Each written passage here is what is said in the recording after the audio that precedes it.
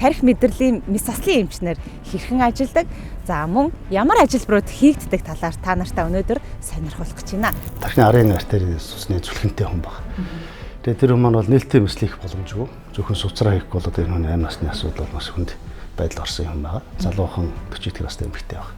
Тэгээ өнөөдөр бид яарлаа дуудаж ирээд тэр зүлхэн суцсан дотроос нь бөглж одоо эмчлэх юм эсэл хийх гэж байна. Энэ одоо манай месаслын дотор хийж байгаа мэслийг одоо хянжаад хяналтын өрөө маш нарийнхан бичил катетер байгаа. Энэ дотор юм тусгай бичил чирүүлэгч юм гарч ирдэг.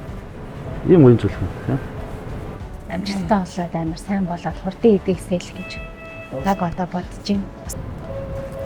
Гайгүй тий. Энд л болохоор зүгээр шүү дээ. Доор хаа.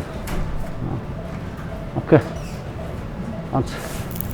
За аюу хэцүү байралтай гэх юм. Бүр маш нарийнхан судасны бүр захад байрлаа. Тэр нарийн судас маш олон дахирал тоглолттой. Тэрнгээр катетер явахад нөгөө катетер ухарч шидчих эсвэл урагшаа үсэрч чавтаж үсрэх юм эрсдэлтэй. Тэс бид нар маш их тийм зөөлхий яваа. Араа гэж хөрлөө. Тэгээ одоосон цэцгээ бүглээд авсан. Одоо цэцгийн харах асуудал бол яригдахгүй.